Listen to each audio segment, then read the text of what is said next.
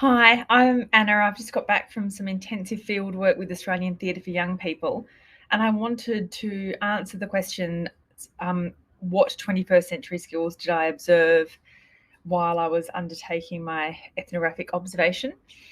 And the skills really that stood out to me the most were critical thinking and problem solving. And I saw young people demonstrate critical thinking uh, through a range of ways, especially in terms of thinking about what the meaning of the text that they were staging was. So there was a lot of discussion around what the words were meant to mean, how they were meant to be interpreted, what impact they were meant to have on the viewer, and why.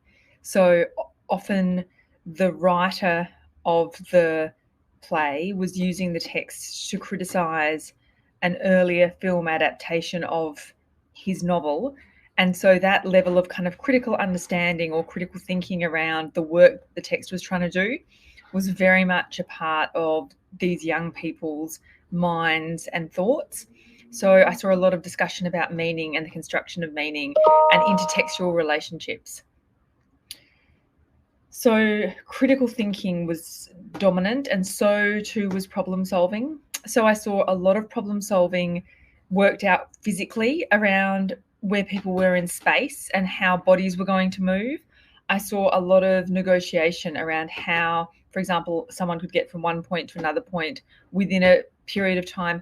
If we don't have enough time, maybe we could do an extra movement. Maybe we could add in a little bit of something else. So there was a lot of negotiation and problem solving around bodies being in place at the right time, and thinking about how things were staged and what kind of interpretations were going to give, different feelings for the audience. So there was a lot of critical thinking and problem solving around sort of the scenarios of staging. So I feel like there were other aspects of 21st century skills that I observed that were transferable. And these were quite diverse. The first that was across the board was communication skills. Everyone had excellent communication skills that were both verbal and physical. So eye contact and body language, communication was three-dimensional. It wasn't just words, and I was really impressed by that. And I saw a really big difference between a lot of the young people who I teach in a university context and the kind of embodied confidence that these young people brought with them. They're inherently collaborative, so they're sharing ideas, they're trying things out, they're coming at work in a collaborative fashion. And so this was evidenced through different young people coming up with choreographic suggestions or staging suggestions or character suggestions, feeding back to each other, offering direction and feedback. There was ongoing collaboration. There was also digital literacy that was evident.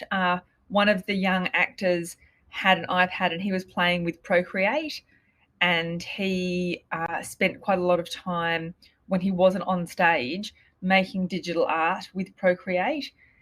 They all have Instagram accounts. They were all sharing material from the week of rehearsals on their social media. And they also demonstrated a lot of adaptability. They were constantly being told to do things differently or to take on board feedback, and they did that really well. They had a lot of initiative and a lot of self-direction. So you could see they were learning lines after work. They were constantly pushing themselves to improve. And the dialect that A Clockwork Orange is written in is quite difficult to learn. So they were really thinking about the meaning in what they were saying, because what they were saying sounded like nonsense unless it was conveyed with meaning. So they thought a lot about that. They were very productive and sort of self-driven. So they could be relied on. And I would call those sort of the career and life section of 21st century skills. And they clearly took a lot of responsibility. So overall, I think that we can say we see career and life skills, digital literacy skills, and learning and innovation